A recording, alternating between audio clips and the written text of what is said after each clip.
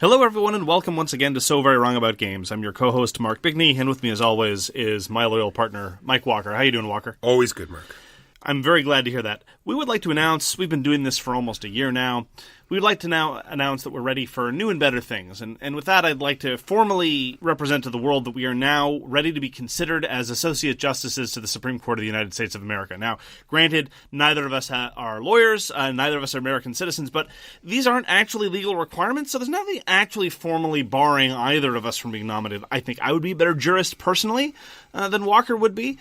But Walker might have different views on the matter, and, substantive discussion and spirited debate is really what's at the core of what we're doing here, so I think it would be a natural extension of what we're doing. Our broadcast schedule would continue uninterrupted during all this time, of course.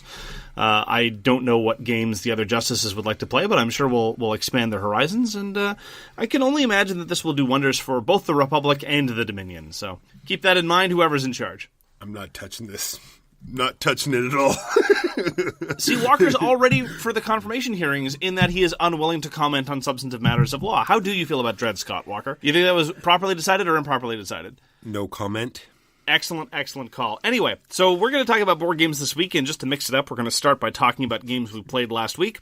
We're then going to proceed to the news and why it doesn't matter.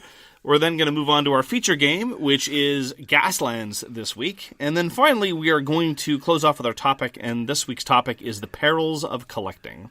So with that in mind, let us begin with the games we played last week. Walker, what did you play last week? What have I listed? I finally got you to play Mystic Vale. It's true. Mystic Vale is a card crafting game, and that's what the actual game is crafting the cards. There's no real other substance to it other than buying your cards and trying to create combos, and it's a great AEG game. I tend to like it, but like I said, it's suffering from a little bit of bloat. What do you think, Mark? I was sincerely hoping that the push your luck aspect was going to be a little bit more prevalent, or there would actually be more genuine choices about what to do. But as you say, it really is just a question of deciding what to buy. And that's fine as far as deck builders go. I think I've commented in the past that if a game is going to be that stripped down, and if it's just going to be one of those deck builders where the only thing you decide is what to buy, I'd rather it be a little bit more stripped down. Mystic Vale, you spend a fair amount of time setting up and tearing down for a game of its ilk, because although the whole card crafting thing is very, very, very clever and the components are produced very well, it does rather complicate things, especially from a teardown perspective. And I also have to say, and this is a very, very minor gripe, it's very difficult to see the cards in the middle of the table. So when you're considering what to buy, you have to really just lean over, because for those that haven't played Mystic Vale, everything is basically on the top or the middle or the bottom of a card. And the cards are oversized, but as a result, every card effect is just a third of a card, which then has most of it consisting of artwork, and then the effects being elsewhere. And heaven forfend there's text. If there's text, it's going to be very small and looking at it. I'm usually not one to complain about usability issues like that, but I did find it quite striking. And so, all told, for a game of that lightness, I'd rather it be a little bit more, cheap and cheerful, and a little bit more fast. So I'd situate it squarely in the realm of, well, no pun intended, of the Realms type games, of the Star Realms, the Hero Realms, etc., or of Shards of Infinity. So, I mean, I don't have anything against Mystic Vale. It's kind of cute, but I think that there was potential in the system for making the push your luck matter more, maybe making the card play a little bit more substantial. So at the end of the day, I felt that it was fine, but that it could have been something interesting. Yeah, I'm interested to see where it goes. Like, not Mystic Vale itself, but where they push this sort of card crafting system. And on the thing of being able to see the cards, and not only they're not even the actual real cards, they're the translucent. So on top of it being small and a third of a card, and they're also now this glare, and the fact that it's been printed on this translucent plastic makes it that much harder to see. Yeah, and I'm not sure if this is the fault of the fact that I played it for the first time with several expansions included, but in Mystic Vale, you're expected to make purchasing decisions, and in theory, again, this would have been one of the aspects in which Mystic Vale could have been slightly more interesting, based on what else is going to go on the same card. As it said, every card you buy is a top, a middle, or a low, and there was the potential in some of the cards you buy for some interaction about one affecting the other. But the problem is, at the outset of the game, you don't know what's going to come out of the random market. So at the very, very beginning of the game, for example, there was an effect there that said, well, if this is grafted onto a card with the following features, you will get some points at the end of the game. And even when it came out, I thought, well, I don't know what's going to come up. Who knows? And so I basically ignored that effect. because it was just too much of a shot in the dark. So, again, I feel that there's potential here, and I've kind of, the whole card crafting thing is cute and visually pleasing, and we commented about that in Custom Heroes, which is the other one. There's the more substantive Edge of Darkness that's supposed to be coming out later, and I'm vaguely curious to give that a try, but I'm not terribly optimistic. So far, I haven't really been impressed with the work of John D. Clair, but it's a great gimmick in search of a great game.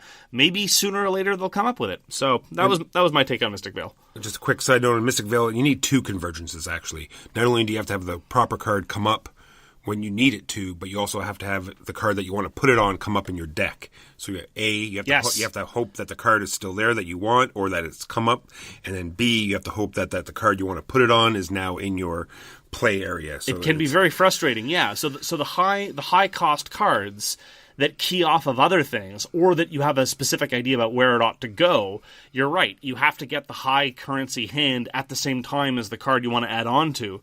You're right. It increases the variance, not in a good way. Again, a missed opportunity, I think. Yep, agreed. What did you play, Mark? So we've been playing a lot of Sentinels of the Multiverse now that we've given ourselves permission to play it again.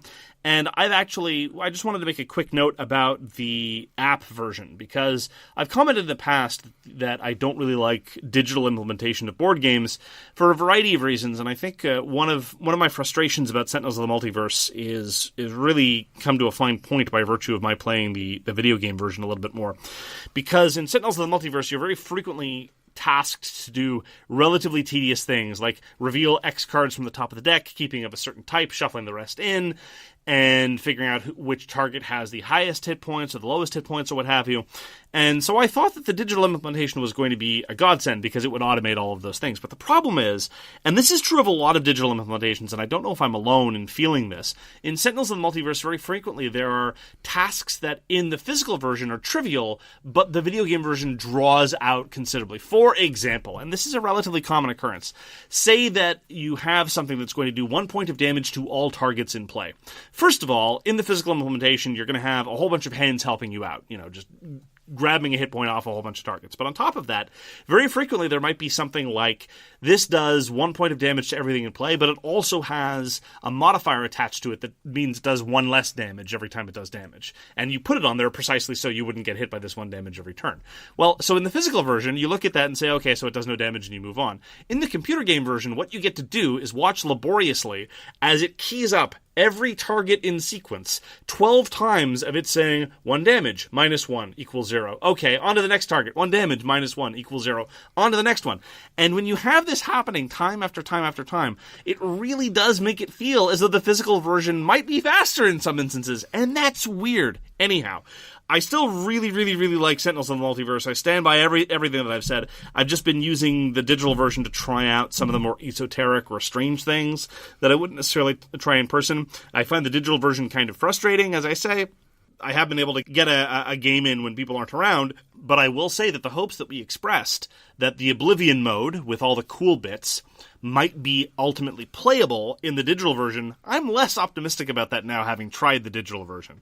But who knows? Time will tell. Because I have the same gripes. It's like, yeah, I want to look at my hand while other people are taking their turns, and you can't really do that. You can click on your icon. You have to click on Meanwhile, and then you bring up your cards, and then when you come back, now you have to fast forward through everything that's gone on while you were looking at your cards. And I'm on the same page. I just find the physical version way better.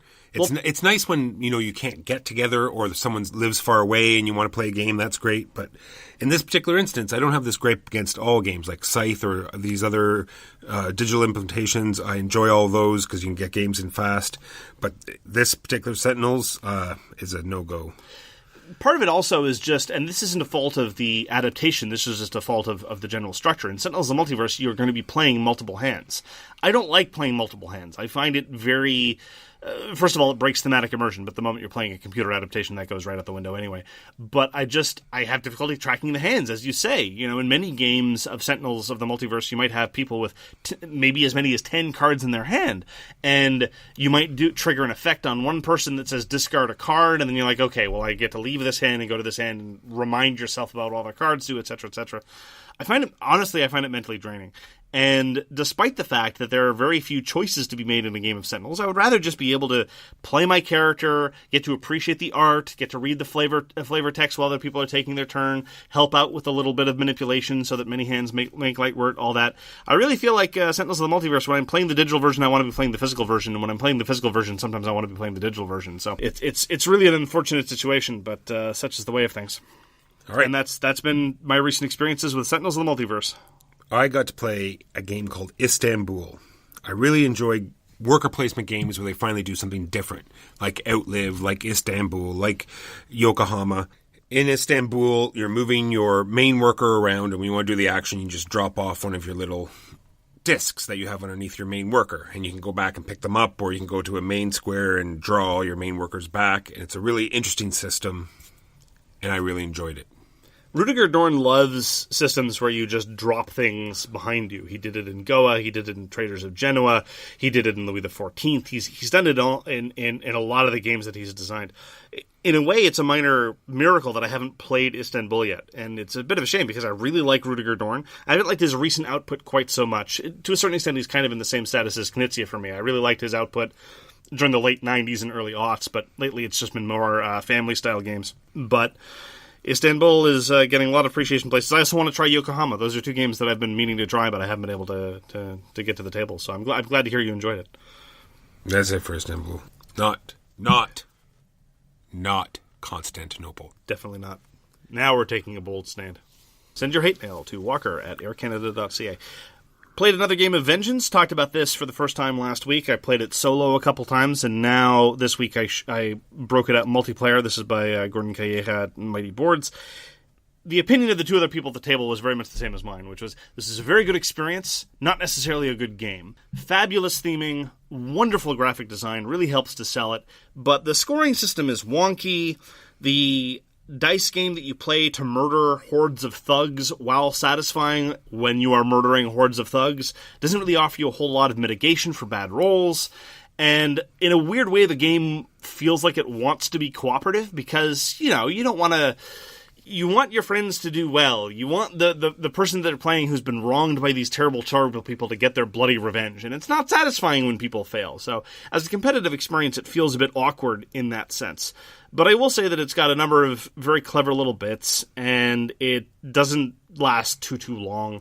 And overall, it's just such a pleasing execution of the theme that I'll probably get Vengeance to the table another couple of times. But everyone was definitely of the opinion that this was a fun game, though not a good game. It's definitely one of those poor designs that nonetheless executes on a theme well and does it in a sufficiently attractive way that Vengeance is still an enjoyable experience. So if you have any enthusiasm whatsoever for the kind of movie that Vengeance is emulating, namely the revenge movie, where someone gets horribly, horribly mangled at the beginning of the game, but then patches themselves together and then murders dozens and dozens of gang people, a pleasant family game is what I'm getting at, basically, then I suggest you give Vengeance a try. All right, I introduced someone new to XenoShyft, and it's a cooperative game, and there's many cooperative games that use a timing mechanism where you're trying to get something done before it's too late and time runs out. XenoShyft is not one of those games. XenoShyft is a game where you're getting constantly punished and you're just trying to hang on to the very end while your base is constantly taking damage.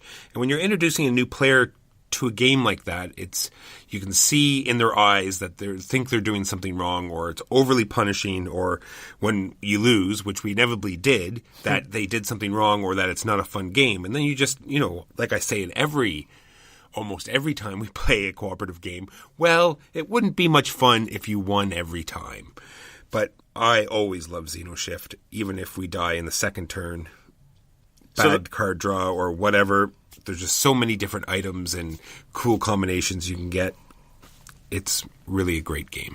So the person you introduced XenoShyft to wasn't a big fan of the difficulty? No. I think after I just explained that you get punished a lot and we lose all the time, and the fact that if you won on the very first game, then there wouldn't be much reason to play it again. Replayability would not be very high. So XenoShyft is like a tower defense game where these aliens are streaming in over and over, and you're trying to throw these squads of Marines in front of them, and you get to equip them with this variety of weapons that you can purchase from the middle, and you get to help each other out, and it's a really interesting game, and if you have a chance to try it, I definitely would. I'm surprised at how little appreciation XenoShyft gets. Precisely for how cooperative it actually is. Yeah, that's how I explain it when I'm teaching the rules. I was going to say, if you think you want to do something or want to do something, guess what? You can. Unless the card specifically says your lane, then everything else is open game. Get it out there, help each other out, give cards around. It's really a great system. I'm glad they, threw out the rule book on the cooperative part. Threw out the rule book on the cooperative part? Yeah, I don't. Well, they didn't get. I just understand what you mean. I just mean that they didn't get overly wordy. Like, you can do this, but you can't do that. And, you know what I mean. They just sort of opened it up. Opened it up. Yeah. We got to play 51st State Master Set again. There were a couple games from our list of feature games that we really enjoy that we've been playing last week, which I think is always a good sign. We've been kind of going back to the basics for the past couple weeks, and we talked about how 51st State is a very, very solid card-based tableau builder where there's a little bit of player interaction and a little bit of threat, but not a whole bunch. And again, that balance I think is really good. It's about the threat of combat rather than constant combat necessarily. Someone starts building up a resource of ability to go kick ass, and you start wondering what they're going to do with it. You might start rushing your turns and playing a little bit suboptimally just to hedge your bets. So a lot of that was on display. I really appreciate what it's done. We played with the Scavengers expansion, which sometimes I wish it changed up the formula a little bit more, but sometimes you get a card mix out that really does emphasize that there are some neat new things going on in the set. So I'm looking forward to exploring that particular subsystem more, because I think that was only the second or third time that I'd played with Scavengers. It's one of the old favorites in our group. Old being, of course, a venerable age of all of 2 years old, which is to say it's so long in the tooth that, practically the card should be decaying, but... So true. I really like how Portal supports their games. When you think back, Cry Havoc maybe didn't get received very well, but they still just stood by it and still put out an expansion. Neoshima Hex is still going. They're putting out a new army for it every year. Same thing with 51st State, new Scavenger set. Hopefully there's going to be more. I just like how they stand by their own products and just don't, keep... punching out new stuff all the time, even though they put out a game called Alien Artifact. But we'll overlook that. Yeah, well, sometimes I wish they wouldn't. Like with Cry Havoc or Alien Artifacts, I'd be very happy if those designs just crawled off and died. But what else did you play, Walker? I have War Chest on my list. War Chest is a two. I shouldn't say a two-player game. You can play it multiple player, but I think play it 4 players with teams, but we haven't done that yet. I think it's going to fall into the category of best with two. Much like the Duke or Onitama, it's one of these abstract sort of, units out. They can all have their own special ability, back and forth type game. I really like so far the implementation of it. It falls right in line with all the rest of them, but has its own unique twist on it, and I'm looking forward to playing it more for sure. I'm looking forward to exploring it more too, but I think it's fair to say we both have concerns. Now, one thing we should stress is that it's an absolutely beautiful production. It's got these very lovely embellished cloth bags. It has these very satisfying chips. And I got to say, for whatever reason, and next time we play War Chest and or Too Many Bones, I'm going to pay a little bit more attention. The chips in Too Many Bones I find as much of an annoyance as I find as a value-added proposition. We commented on this when we were talking about Too Many Bones. But the chips in War Chest are just great. First of all, you don't really stack them as high. And I think the quality and the clickiness was just emphasized more because they get shuffled in a bag and or just the way they impact the actual board rather than the mouse pad. I don't know. Just gave them more heft. Well, maybe we should put the baddie cue in a bag for you. Maybe you'll... Yeah, maybe that would be nice. But the concern that we have is that it is a very sort of... The pace is very deliberate, which is fine. But the hand size in War Chest, it's kind of a bag builder kind of vibe. But it does bag building in a relatively novel way. But as a result, the hand size is so small that you end up almost in obliged to take very, very high risks based on what you and or your opponent are going to draw next round. And sometimes you can cash that out. Sometimes you can make inferences about what's left, and that will inform your risk-taking. But very often, it's just a question of, well, I'm kind of obliged to move my unit next to yours, and either you've got the chip you need in your hand, or you're going to draw it in your hand, or you won't. And whoever gets the chip they need first is going to inflict the casualty, and that can have a huge impact. Maybe this is just because we're both playing like monkeys, but this has been very, very determinative in a couple of games we've played. And I'm hopeful that clever play and or more attention to someone's deck and the constituency of the chip they're going to have in their bag will help mitigate that to a certain extent. So I'm looking forward to more War Chest, but I've got some misgivings. The other misgiving I have is, unfortunately, it runs to all games like this. Onitama, the Duke, chess, this game. When you get down to the very end, the last few turns, it almost seems either predetermined or a little bit sloggy at the end. Well, obviously this is going to happen, and you're just sort of, playing out the last few turns, and they didn't do anything clever or interesting in order to litigate that weirdness at the end of these games. Possibly the expectation is that you should be willing to concede. And by you, I mean one, because our win rate is roughly equal. It's not like one of us is routinely trouncing the other. But in some games, they were designed very much with concessions in mind.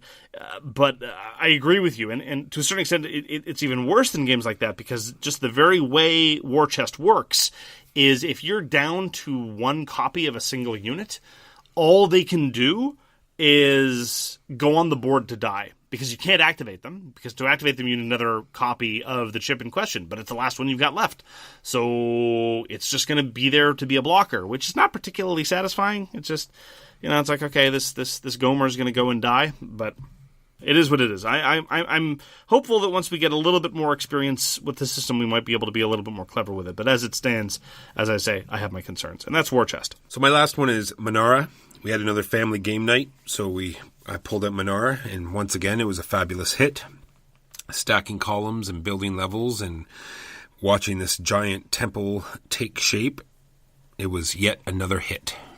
And yet another game coming out soon that I'm going to talk about in the news. Very exciting. Oh, yeah? Oh, yeah. So with that in mind, let's move on to the news and why it doesn't matter. So the first thing I'd like to talk about is the fact that Spiele are obviously avid listeners to our podcast, because mere moments after we published our scintillating conversation of catch-up mechanics, award forthcoming, they announced that they were going to be releasing an expansion to Food Chain Magnet called Ketchup Mechanism. And indeed, when Walker first introduced the topic and he said ketchup as ketchup, I thought that he was perhaps going to lead to some sort of terrible pun. And that was obviously the inspiration for their design work. So clearly in the 2 hours since they heard it, they cobbled together some press release and some basis for an expansion. So Food Chain Magnet is going to be expanded, and apparently there are going to be condiments and maybe some other weird stuff. If past is any prologue, then this is going to be a modular expansion where there's a whole bunch of new modules that you can throw in. Food Chain Magnet already has a lot going on, but we both really enjoy the game. I don't know that other than the two of us, we would ever really be in a position to introduce a new player to Food Chain Magnet and say, oh, by the way, we're going to introduce all these other modules too. Now that I've explained to you how these dozen-plus employees work and these dozen-plus milestones work, here's how condiments work and all this other madness, I think that would be a bit much. But nonetheless, I'm looking forward to see what they come up with. Splotter do interesting stuff, and that is Food Chain Magnet's catch-up mechanism. All right, like I already talked about, it's a game called Takla. It's yet another dexterity game where you're going to be using like Jenga blocks. And it's like sort of like a cross four-way. You can play up to 4 players, and there's little lines on your little row leading to the middle, and that'll determine your difficulty. And then you start stacking these blocks, and you have to create some sort of bridge, because there's a pole that sticks out of the middle of the board with a red bead, halfway up the pole. So you have to sort of build this bridge so it hits the bead in the middle of the pole. And I think it's going to be a great little game for sure. Well, it's very visually striking. Probably it's going to cost an arm and a leg, as many of these wooden games do. Because it is from Germany, and it comes in wooden blocks and has all sorts of wooden components. So yes, I will have to take out yet, the 4th board game mortgage on the house, and it'll be fantastic. Well, I look forward to playing on your copy then. Good stuff. Sophia Wagner's next game is going to be called The Boldest. It seems to have rocketed to the top of the Board Game Geek hotness as the time of this recording, probably because of the absolutely stunning art by Max Prentice. Sophia Wagner's previous design was Noria, and I commented on seeking that out and trying it. It was a very interesting game. Looking forward to trying it a couple more times, actually. And the Boldest has a very interesting theme about challenging forest mechanized monsters and other kinds of weirdness. Again, all of this realized in a very lush way by Max Prentice. So the theme seems to have captured people's attention, and Sophia Wagner has done very interesting work in the past, so I'm very much looking forward to seeing what's come of it. Although, to be fair, my enthusiasm is very much tempered by the fact that at this point we know precious little about this game, about how it works, what it's done.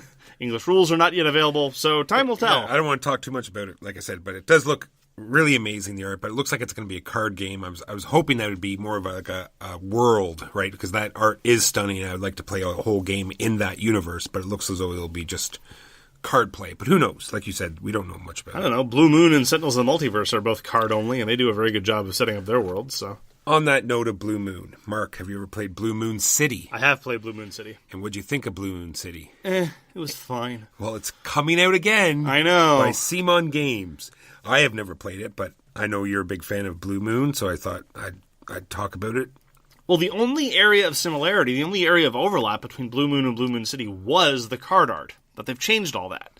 I haven't done a deep dive into the new art of Blue Moon City, but it doesn't look nearly as compelling as the original anthology of artists for the Blue Moon card game, but whatever. This is very much in the realm of Knizia designs that I don't find particularly engaging, and his output of this was put out near the period when he started just churning out games that I thought were not particularly consequential and not particularly interesting. Some people do like Blue Moon City, though, and some people even that whose opinions I respect. But, the card play didn't do much for me. But apparently it's the case that it's one of those out-of-print games that fetches very, very high prices on the secondary market. So, best of luck to Coleman or not. Last on my list is Assassin's Creed Brotherhood of Venice. I only put it on here because it's a cooperative game where you're sneaking around and assassinating, and there's many co-op games where you sneak around and kill, but in this one it actually talked about building your barracks up or building up your hideout, and I thought maybe that would be an interesting twist on the game. You mean the tacked on nonsense in the video game series that nobody liked? You never know. Like I'm always looking forward to like new mechanisms and interesting implementations. I'm just hoping that they do a good job of bringing this whole, building your base up and then going out and hitting missions and much like they do in Kingdom Death Monster, right? That's very much the interesting part of the game is it's the busy work, the paperwork of, forming your base and doing that. And I'm hoping that that's implemented well in Assassin's Creed Brotherhood of Venice. Or we could just play SEAL Team Flicks. So our feature game this week is called Gaslands. This was put out last year by Glenn Ford and Mike Hutchison and Osprey Publishing. Osprey Publishing, we talked about this before, is an interesting outfit. They publish a lot of miniature game rule books that are just rule books, and this is one of them. Osprey doesn't sell anything else in this line, and indeed we'll be talking more about all the things that you can and cannot buy in connection with this product, because that's one of the interesting things about Gaslands. But Gaslands is a tabletop miniature rule system. Osprey has also put out Bolt Action, which is a very popular realm of 20th century warfare miniatures rule sets. They're going to be publishing the upcoming Martin Wallace game Wildlands, which is an actual board and card game. I look forward to being disappointed by yet another Martin Wallace design that does nothing for me, but don't sugarcoat it. Tell us how you really feel. But Gaslands is very much Mad Max via reality television. The theme of the game is that in a dystopian future, everybody watches car combat on television, and so there's even a notion of audience participation, and there's this very strong notion of sponsored teams. So it's less running around in the desert in a war rig and more about running around in an arena in a war rig, although there are some scenarios that mess with that a little bit. And it is a template-based miniatures game, and so obviously the chief comparison is going to be to X-Wing, which is probably the dominant tabletop miniatures game, if you want to call it a tabletop miniatures game, because it too uses a template movement system. But we'll get to all that in a little bit. Why don't we start with Walker's patented, exclusive, incredibly unhelpful, snide summary of what one does in Gaslands? Well, I have one word here that's actually written. I'm going to go on a bunch, but it's just fun, Mark. Gaslands just straight up fun. I get that there's only one word in your notes. Why was it repeated 70 times and in a bright red font? I'm starting to worry about I thought just the one word would be short, and I thought you'd want more, so I just... Okay. No, but that being said, there is huge nostalgia. Mad Max Beyond the Thunderdome, there's Death Race 2000, there's Car Wars, there's hundreds of games that have come out to try to give people this feeling of getting in a car with guns on it, shooting back and forth at each other, running stuff over, smashing it into each other, pulling figure eights and skids and doing whatever you want, like open sandbox, cars on the board, doing whatever you want, feeling. And in my opinion, it hasn't been done well yet. Like, it's either too long, too many rules, get tied up in so many different things. But I feel Gaslands pulls it off the best so far, and hits everything that I feel. Really fast, has the guns, they do the damage they should. It's not overpowering. You're kept in the game the whole time. You get to do these vicious skids and spin outs and turbo boosts and everything you want to do. I'm not going to go into too much more of that because there's different game modes and all sorts of different things. We'll get into more of that later. But Gaslands is just an all-round fun, interesting game. So let's talk about how the movement of the cars works, because I agree with you that one of the things that has bedeviled not just racing combat games, but racing games in general, has been that they take too long. And that's one of the things that is utterly baffling to me and desperately unfortunate. It's one of the reasons why a lot of racing games I don't enjoy, because it's just especially galling when a game about speed ends up being very, very tedious and about resolving collisions and laborious measurement and all that stuff. The way it works in Gaslands is you've got all these cars, and we'll talk a little bit more about the cars later, because that's definitely a selling feature. And the first thing you do is you pick a template. And you have all these templates, and if all you've done is bought the book, you can just print out templates and glue them on to a cereal box. And that's what I did for my first few games of Gaslands, and I did not feel like I was getting shortchanged of that. But then, if you want to upgrade and, give somebody $20 or so for premium acrylic templates, that is definitely something you'll want to do if you keep into the game. But anyway, the first thing you do with a car is you pick the template that it's going to do. And already, anybody who's ever done a template-based miniatures game knows that this can be a serious element of challenge, because you need to visualize what kind of template is going to get you where you go, because you're not allowed to pre-measure. You're not allowed to say, okay, well, put this one in front of your car and say, okay, that doesn't quite work, I'll put that away and put the next one out.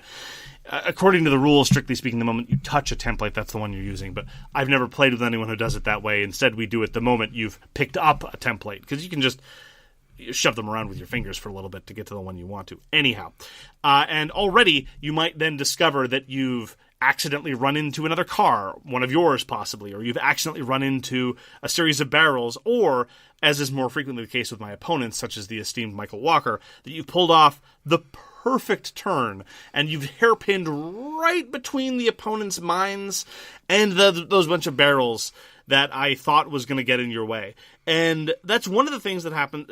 So that right away, the first choice that you make with every activation with the car, there's moments of suspense, of excitement, of surprise, of delight, of being able to see the perfect maneuver being executed and all that. And then you have this lovely little dice game of pushing your luck, because in Gaslands, every car has a gear, and the higher gear you're in, the faster you're going and the more frequently you're going to activate. Now, this can be both good and bad, because the faster you're going, it changes what maneuvers you have access to. Suddenly, you're not able to do the hairpin turn anymore because you're going too fast.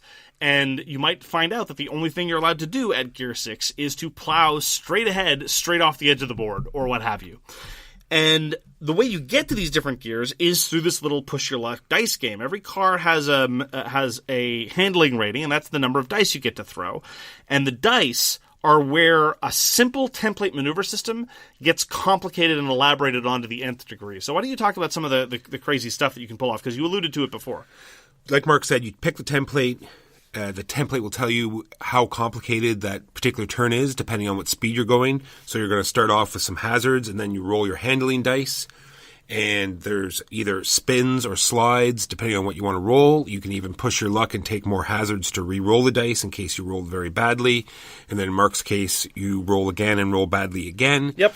And if you get to a certain number of hazards, guess what? You're going to flip over and spin out and explode. But then there are good shift dice. So you can use these the shift dice to either cancel out the spins and slides that you get, or you can use the shift dice to shift up or down gears.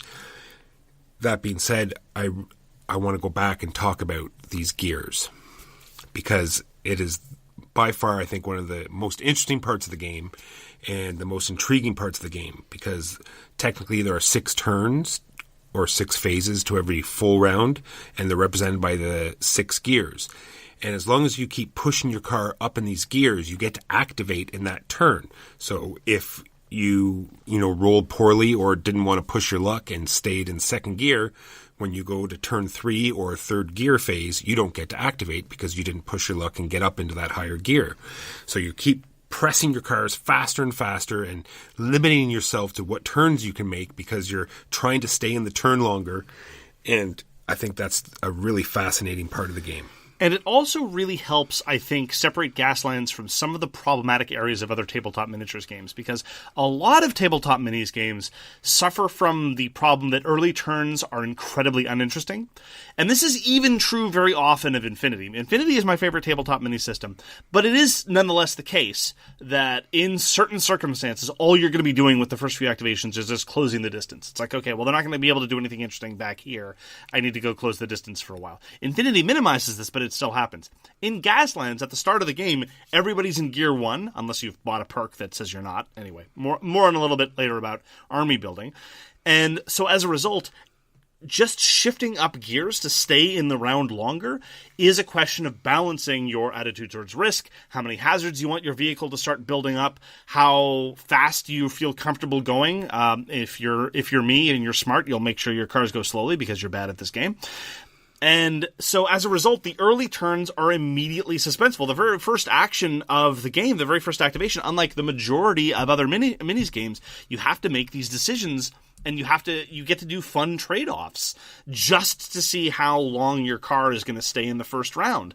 And then that's even before we start worrying about things like dodging enemy cars or the weapons fire and all those other stuff that's going to come later. Further to which, that also leads into one of the other ways in which Gaslands avoids a lot of the problems inherent in a lot of other minis games. Because you're obliged to start using more and more aggressive templates if you want your cars to stay in the round, you avoid the scrum problem that a lot of other minis games have.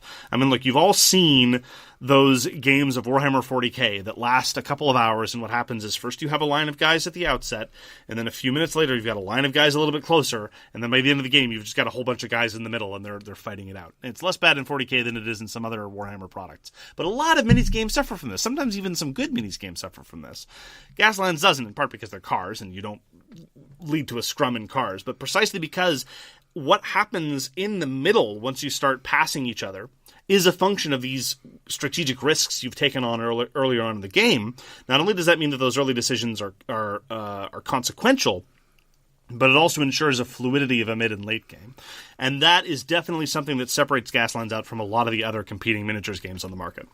So why are these templates so great? Well, unlike in Warhammer, you're not measuring, you're not getting these like little, is the angle quite wrong or anything. It's a nice straight template. There's no question, holding a tape measure out. If you got the angle off a little bit, you hold the template over the table. It'll tell you exactly if you're, going over obstacles or going over caltrops or mines or oil slicks, all of these things that, helicopters can drop from the air onto your poor innocent cars.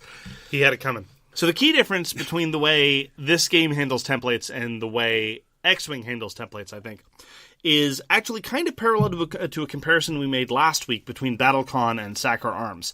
Because X-Wing is a simultaneous play system. Everyone chooses at the same time in secret what templates your ships are going to do.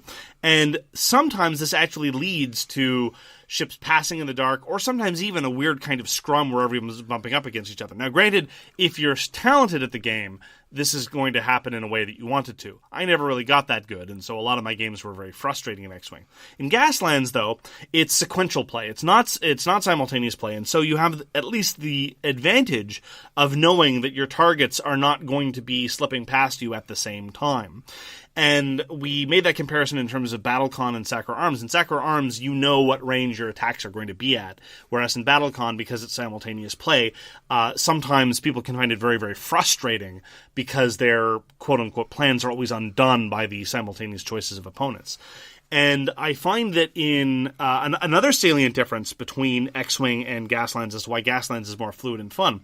In X-Wing, if you make a mistake and you bump into one of your own ships, for example, the consequence of this is you don't get to do something. It's mostly a sort of derivative of skipping a turn. Or if your opponent outsmarts you and you end up bumping into them, you end up skipping a turn, basically. You can't fire, you can't do actions, etc., etc.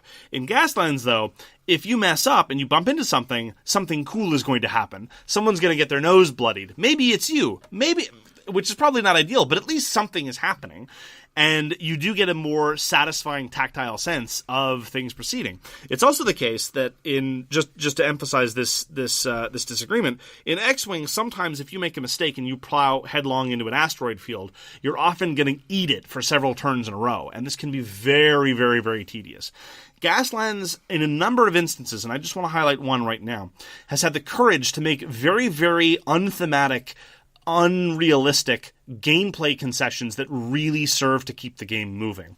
And one of them is, if you collide into an obstacle, say for example a giant shipping container, which I use AT-43 terrain pretty much exclusively for my miniatures gaming, in subsequent activations, after the container, basically crushes the front half of your car, you act as though the container isn't there. So it's not like you're going to have to run into it over and over and over and over again until you clear. You hit it once, and then you move on, and the game continues. Nor do you have to reverse or do a hairpin turn or any of these things. It doesn't change your momentum. You just keep going right on through it. And another part of this is that with the templates and not having to do it simultaneously is it becomes part of the game where if you want to move quickly and shoot something, then you do that activation first. Or if you want to wait for your opponent to get closer to you, then you can move other cars on the periphery of the board and make him move first. So now he's in your range. So I really like that part of the game as well. Should we talk about components now? Yes, it comes with fantastic components, i.e. none. So I can't believe, actually, in many ways, I find it shocking that we've gotten this far and we haven't mentioned that this game lets you play with Hot Wheels cars. And it's a testament to the game design that the game design stands on its own merits on top of the fact that it lets you play with Hot Wheels cars. And so the book itself is just a book. And, you can print out the templates if you want. You can use generic D6s instead of the custom D6s. I actually got used to using the generic D6s. I now have the custom versions done very kindly by a friend of the show. And I'm happy that I have them. But, I didn't feel the absolute necessity of them when I was playing with generic D6s. But here's the thing. I've been a miniatures gamer on and off in various systems for well over a decade. I think you've been for much, much longer than that. And I have never, ever been in a position where I can walk into more or less almost any kind of retail consumer goods environment and have access to what are effectively now miniatures game units. My supermarket, the dollar store, any toy store, almost any variety store. Now there are units for your wargame there, and I cannot tell you how this has transformed my retail life. I don't buy cars all the time, but all the time I get to say, oh look, what kind of cool Hot Wheels do they have? Would this work in Gaslands? What kind of unit would this be in Gaslands? Oh, $1.25? Thank you very much. And this is revelatory, right? Because miniatures gamers are used to paying grotesque quantities of money for their units, and now it's worth it. I don't regret all of the minis I've bought. I regret some of them, but many of them I don't regret. But dear Lord, the realm of economical toy purchasing that this has opened up for me, it's marvelous. Yeah, it's already built and painted. Yep. I know you want, people want to, there's hundreds of cars out there that you can see online that people have modified and made extra cool, but the fact that you can just take them out of the package and they look fantastic on the board is also fun as well. Do you want to blow people up with the car that you drive? You can probably do that. Do you want to blow people up with the car that you've wanted since you were 12? You can do that too. And indeed, it is the case that lots of people have made very, very, very beautiful, weathered and post-apocalyptic looking cars with weapons grafted onto them. And you can do that. And that's okay. And that's fine. But it is very much the case that in other wargaming environments, if the miniature isn't built and painted, it's somehow deficient, and it makes the game look bad to a certain extent. I played with lots of unpainted armies in my time, but no one can deny that the normal ideal form is with proper terrain and with fully painted miniatures, and that takes a lot of time and a lot of money. But here, you can take fresh off the card Hot Wheels cars or Matchbox or what have you, and it's not going to make the game look bad. You're still playing with, as you say, fully assembled, fully painted units, and that's marvelous. And it really is something that I've been waiting for pretty much every other miniature system, because it's such an expensive and time-consuming hobby, and Gaslands is just so accessible. True, but for those people who do enjoy that kind of thing, this is easily modified. You can watch all the videos, people taking their cars apart. You can paint them exactly the way you want them, put on the weapons you like, put on the spikes on the front, and then you get to make your own army list as well in this game. You might as well, transition into the fact that you can make your own lists up. You get like so many cans of gasoline they use for currency, because that makes sense. And you can just, choose from a plethora of different weapons and armaments and grenades you can throw out to, just putting a bunch of crew in a bus with pistols that shoot out the windows. The choices are endless. So it makes it a very, much like, I think that's one of the pulls to miniature gaming, because it's the models that you bought.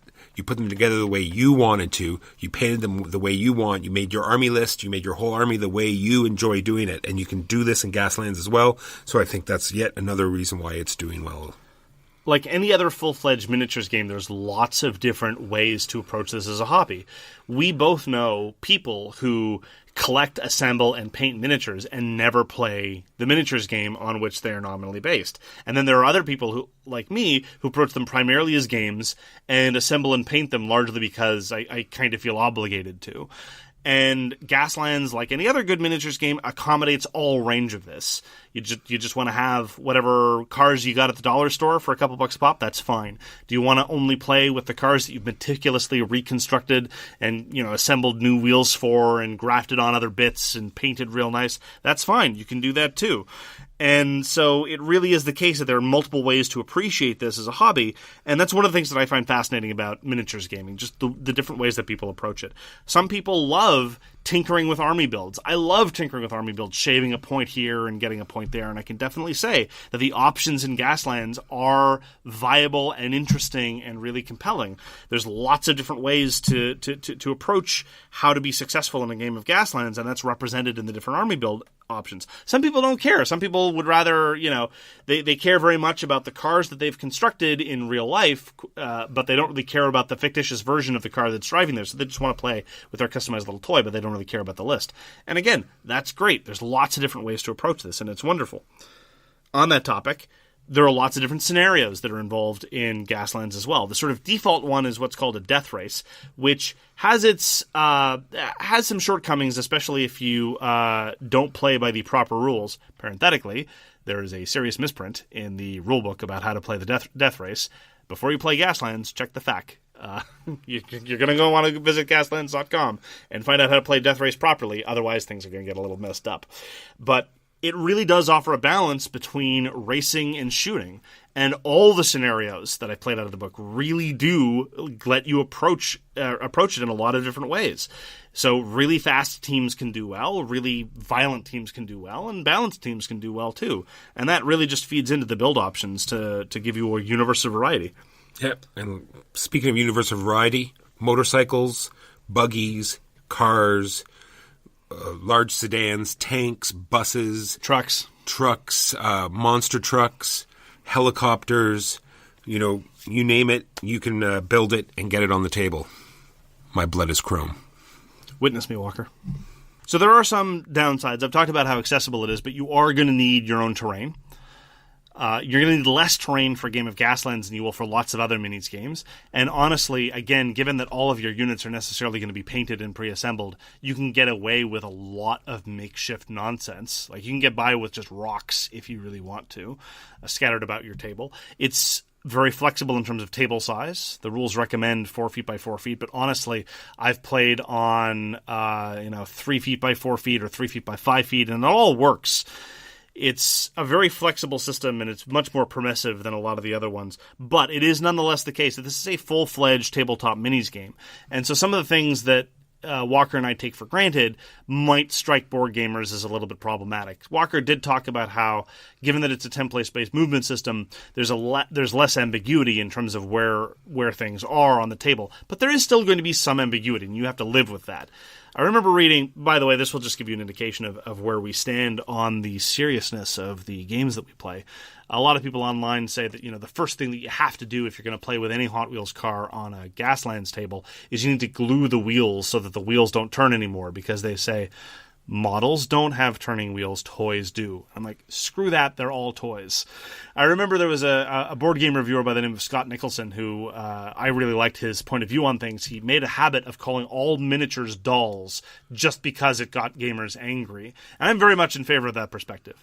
If you look down your nose at anybody and say, well, my heavily modified miniature model isn't a toy. It's a toy. It's a toy. You're playing with toys.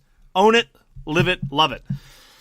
But I do recommend this as a first tabletop miniatures game, but it is a tabletop miniatures game. And so you're going to have to do a certain amount of DIY, whether it's just printing out and gluing the movement templates onto a cereal box or what have you. All that you're going to get from Osprey Publishing is a soft cover book, and that's all you're going to get. And parenthetically, the rules are not terribly well organized. You're going to constantly be forgetting where to find, this perk or that perk. And there are misprints in the book. You're going to need the FAQ. But the level of due diligence, the level of effort and elbow grease you're going to have to put in to this tabletop miniatures game, if it's your first one, is vastly lower than any other product I've ever seen. I only have two bad points. One minor, it just alludes to what you just said, is the templates. I'm very much in the other camp where I really enjoy X-Wing because it has two little, sprots on the front of each base. Each base is square. You put the template right in between two things, and there's two things in the back, and that's exactly where, the car ends up. That's why I didn't like Wings of War, because you put out all these cards, and they always, went screwy and skewed, and it was like, okay, well, where does my plane end up now? And you're never quite sure. Unfortunately, Gaslands sort of falls into that. So once I start getting into it a little bit more, I'm definitely going to be basing my cars. So then these templates, will square up solely against it. In any of these games, I never have any problem with other people moving their figures and. It's whatever. It's just, it's my own thing. It's like when I move my guys, I want it to be, this is where I want it, where it should be, and I'm not fiddling with the rules at all. So it's just a thing for me. And the other big thing is the fact that we're buying Hot Wheels cars, the fact that the rule book is a little harder to get and some gaming stores are finding it difficult to get in. You're not going to find much support from your local hobby store due to the fact that they're not making any money on this game. If they do get the rule book in, then that's all they're really selling, because there's nothing else for them to sell. So there's really no reason for them to push this game. And that's not faulting them at all. I'm just saying it might make it more difficult to find a community for this game to flourish in. That's true. Although it is the case that whenever you're playing the game, or whenever you tell people that, the elevator pitch for Gaslands, people do get immediately interested once they see what you're doing. But you're right. You're absolutely right. In a way, it feels vaguely exploitive, actually, to, go to a local game store that has all the terrain and use it for your game of Gaslands, because it really has nothing to do with them. And it probably never will. Unfortunately not. One final minor note I'd like to make, though, again, additionally in terms of how accessible it is and how Gaslands has some advantages over other miniatures tabletop games, it does multiplayer really well. It's not at its best multiplayer. I still vastly prefer two-player Gaslands, but just by virtue of how it works and how the activation system works and the fact that you're talking about a race with a bunch of different cars, it's very, very easy in almost all of the scenarios to have, more or less as many players as you want. It starts to drag a little bit, and you might have to be a little bit conscientious about how many points you give each player. but you don't even need to shoehorn it into team play. You can have 3 players or 5 players, and they all run their own group of cars.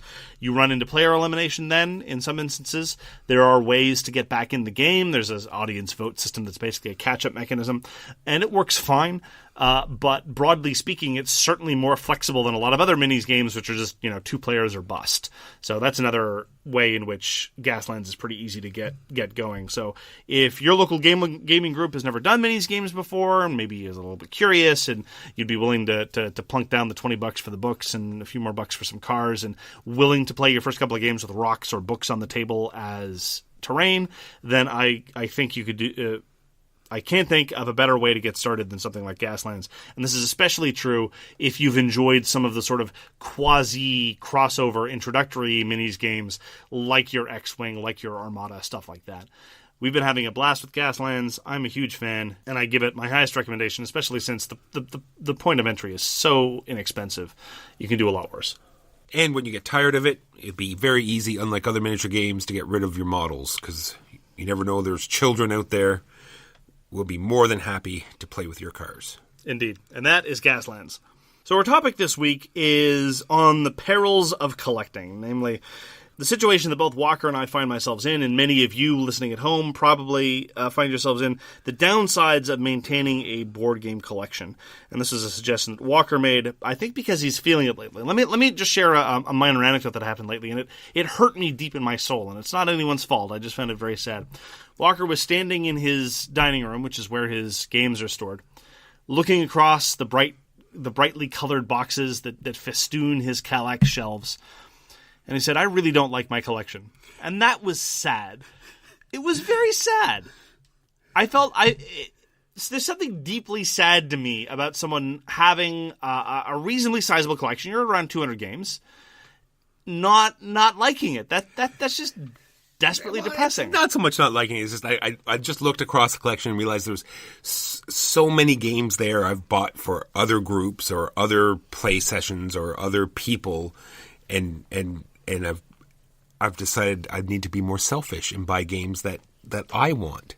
It's like I often see games like, oh, that's going to work great in that group, or I need more party games because I bring games to this group, so I need to get these games. But you love party games within reason. Okay. Well, now maybe this is just revealing to me less that there are perils to being a collector. Maybe I just don't know you at all. That could be true as well. Well, this is the biggest point that why I wanted to talk about this particular thing, is that someone had asked me on the forums, because we have a thread there, which I wanted to plug as well, about introducing topics and games that people want us to talk about. He asked about War of the Ring. War of the Ring is a fantastic game, but it's very rules heavy. So if you have a group that's 4 or 5 players and you only have 2 or 3 games and War of the Ring is one of them, then War of the Ring is a fantastic game. When I had War of the Ring, which I had it for about 5 years, it just never got played because it's such rules heavy. You bring it out, it takes forever to reteach it, you have to relearn it. You get halfway through and you realize that you've made mistakes, and then it goes back on the shelf and it doesn't get played again. So it's not only War of the Ring, there's games like that, like Twilight, like games that benefit from getting multiple plays. And when you have a huge collection like this and you need to play multiple games, or you're always on the quest for like the newest, game mechanism or trying new games out all the time, then you just don't get these multiple plays in. So games like Gaia Project or Twilight Struggle, or like we talked about, Food Chain Magnet, these games just benefit from playing them over and over again. In terms of maintaining a collection, though, that's one of the great things, because you can have room in a genuine collection for some of those more niche games. If it were the case that you and I were limited to just a couple games, for example, we would necessarily be obliged, I think, to be, as you say, less selfish, because we know that we would always be playing with, we would need titles that appealed to a general audience. It's precisely because that here I'm talking about general audience in our podcast, that's weird. But, on a relative scale of things, general audience in the same way that Catan is general audience or Pandemic is general audience. But the moment you start getting up into double, triple digits in terms of titles, that's where you have more room for the obscure bits of nonsense that aren't going to hit the table that often. And even with all that being said, You play Gaia Project all the time. It's true, but I'm saying, that's at the cost of other games not getting played now. And that's another point I have. There's games on the shelf that go years without being played. Sure. And do you not like having them around? I do. Well, I think that goes into a different. See, I also have this word here called hoarder. Yeah. Are you a hoarder? I don't know. Am I a hoarder of board games? I'm not sure. I have board games in 4 different homes right now. That could be a problem. That's more because you're a hobo. That has less to do with that. I don't. I'm just saying that's a thing. Sure, it's a thing that's happening right now. That's what's going on. Reality. So let's talk about this issue of the sort of the quest for novelty, because that is very much what drives a lot of our acquisitions. We want to get new things because they're new and they're clever. Now, it's easy to focus on the downside of that, and I'll address the downside of that in a moment, but let's not ignore the fact that, again, just over the course of the past year, by virtue of the fact that we love trying new weird stuff, that we've had lots of really positive gaming experiences, that we wouldn't if we were in a position, which is an entirely reasonable position of saying, I've got 4 or 5 games that I really like, I'm not going to get anymore. I don't mean to say that these people aren't, genuinely gamers, or they're not, I'm more of a pure gamer than they are. I am, look, it's a perverse situation that I'm in. I've got about 600 games, which I realize by the standards of some people is absurdly over the top, but by some people is barely adequate. We know somebody, we have a mutual acquaintance who's roughly around 1,400. I went and checked. So you and I are much closer to each other than either of us are to him. So all of this obviously is relative, but it's only by virtue of the fact that we go out in search of these new things that our collection is that big to begin with. And I don't think that we can divorce the fact that we're collectors from the fact that we go out and try these new things, because we are the primary game acquirers in our circle. The other people aren't going and checking the online merchants to see what's new and what's coming out. I mean, it stands to reason because we're the fools that actually bothered to start screaming into a can. But it's so true. Like I said, I don't have a problem with the collecting itself. I'm just wondering, what are the consequences of said affliction. So in an ideal world, let's get down to brass tacks. Let's start talking about specifics, because I'd like to better understand where you're coming from, and maybe through that we could help our viewers better understand where you're coming from. Could you give me an example of, number one, a game that you acquired simply because you felt like you quote unquote had to better accommodate desires that are not your own? Right? So something that you got because you thought other people would like it, and left to your own devices you wouldn't have, but you got it anyway. And number two, a game, and maybe it's War of the Ring, a game that if you felt your collection was super small and super focused, and we only played a small collection of games, you would still have and master, but because of our drive for new experiences, you've not been able to do. So the first example, right off the top of my head, would be a game called When I Dream. I picked up When I Dream because we have a game night down at the local gaming store where it's a variety of people. So I wanted to pick up a game, like a party game that I thought they would all enjoy. And I don't think that's a game that's usually in my wheelhouse. It's very light and very silly, and there's nothing wrong with it. I'm not trying to say that, but it's definitely not a game that I would normally get myself. And so you felt that this was sort of your obligation as a collector to get this, so as to have something available for people whose tastes are not yours. True, but I also went just that extra step. Like, it had that one novelty thing of wearing the blindfold, and it had that one quirky mechanism that I wanted to explore, much like necrophiliac. What's the nyctophobia? Nyctophobia. We've talked about nyctophobia, and it's the same sort of thing. It has that one, you wear the black, and you got to feel around, and you got to, I really want to explore how that plays out on the table. Going to all these different groups pushes me in this direction of, getting those games for that reason. Whereas if it was just the single group and a small amount of games, that I would not even think about getting that game. Okay, fair enough. So let's segue to the other thing. What's the opportunity cost? What, in an ideal universe, one where you were not driven for new experiences, one where you were content to revisit the same games over and over and over again, what do you think you would have that you don't have now? Is it War of the Ring, or is it something else? Well, there's War of the Ring. There's Tide of Iron, fantastic World War II game.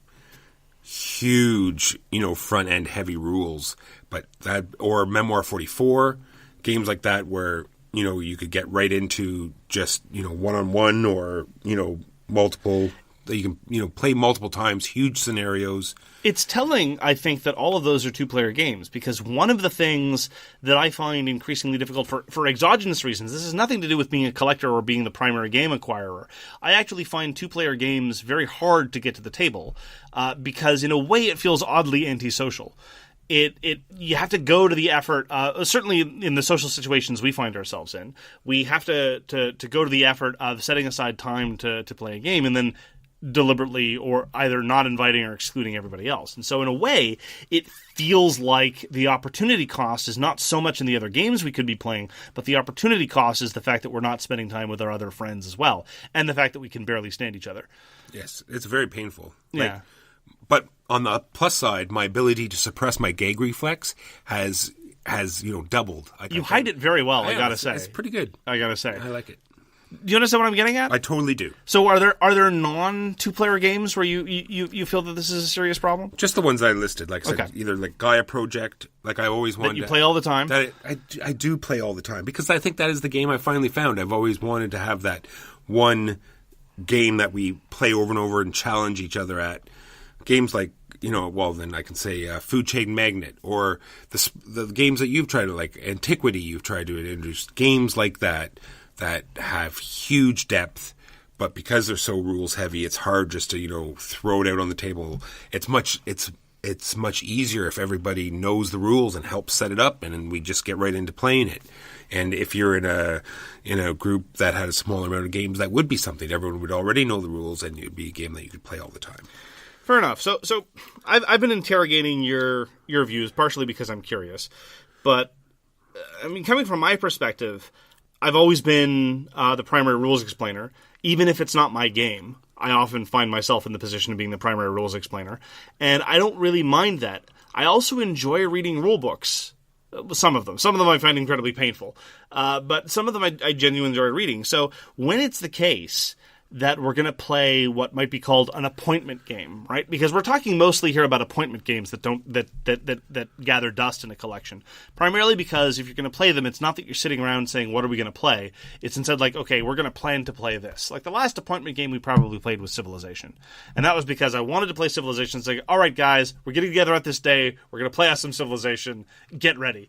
And in context like that, I don't find it particularly burdensome to spend the 10 to 15 minutes to reread a rule book, because I don't need to give it a close reading again, because I remember vaguely how the game works, but I might not remember the specifics of the turn order, and setup, of course, always eludes things, but that's fine. And so if you have a good head for rules, and you are able to take control of your own social life enough that you make time for these appointment games, then I think it's fine. It's the latter problem, the exerting enough control to get people to sit down to play a game. I've been wanting to get a good multiplayer GMT game to the table for a while, and there have been two things in my way. One of them is your incredible narrow-mindedness about anything that GMT puts out, and the smirk that you're giving me right now when I mention GMT. And number two, the fact that I find it very socially taxing to be like, all right, guys, who wants to play this specific game at this specific time? We're going to get together and do this specific thing. I don't know why. That's just a me problem. That's not the game problem. But I can tell you this. Two things about having a large collection that I find very... that I do enjoy a great deal. One of them is the knowledge that I could do those things, which I know that's absurd, right? That's a ridiculous statement. I never do this thing, or I almost never do this thing, but I could, and knowing that I could makes me happy, which is ridiculous, but it is what it is. And number two, I do actually enjoy having the physical objects for two reasons. Number one, I enjoy supporting publishers and designers that put out good work, and even if I know I'm not going to play it much, I would like to at least vote with my dollars in the participatory democracy that is our marketplace. Pardon me for being an unreconstructed capitalist. And number two, the fact that I now have a place in my home where I can just go and like look over the history of my gaming life. It's the same reason why I collect movies. especially with Netflix and streaming everything, I don't have to, but I still enjoy having the DVD of a movie. And even when I'm not watching it, I get to go to the shelf where it is and I get to see all the things. Like I've said before, I only curate 2 things left in my life anymore. I used to curate all kinds of things. I used to curate books. I used to have collections of other things. I used to curate far more Valkyries than I have now, Valkyries being Macross toys. I don't really do that so much anymore, but I still curate board games and I still curate DVDs because they're sufficiently important to me. And I deal with all the problems of having a collection because it still brings me that kind of joy. Now, is my money best served elsewhere? Well, of course it is, but so is most anything. But is it really? Like I said, this is one of the sayings I always give to people. People spend their whole lives looking for what makes them happy. We are lucky enough to find that already. And wow, that's deep, man. And I have the same feeling as well. You like when you walk down the stairs or you go into that room and just knowing they're there, or having that rough day at work. You just you can just picture your shelves and know that you're going to get to go home to that and break open a new game and go over it again and then say, oh yeah, we're going to call these people up, or during your lunch break you just send out a message, hey, I'm done at 3, we're doing this, boom. You're much better at doing that, right? I can't help but feel that if you were the GMT enthusiast and I were the skeptic, I would have played many GMT games by now, precisely because you're like, this is what's happening, guys. Come over. Hey, I suggested GMT game and you crapped all over it. I wanted to try Churchill and you said, no, we're not playing that dumb game. No. Okay, you never suggested it. You inquired gently, and I responded that Churchill is not a good game. I opened the door to a GMT game, and you slammed it shut. That was my one opportunity? Yep. If I'd played Churchill, would you be willing to play Triumph and Tragedy and Successors and Combat Commander and all that other stuff? No. Oh. Well, then I guess all I did was miss out on a game of Churchill, which is great, because Churchill's tedious and awful. So, I mean, at the end of the day, I think finding a balance is tricky, right? Quote-unquote, properly utilizing a large collection is indeed very, very difficult, especially when, as you and I do, we're both very keen on playing new games. But I take solace in the fact that in a couple of when doing the prep work for episodes of the podcast over the past couple of weeks, I've looked over and like, oh, all of these have been feature games over the past over our past 40-some episodes.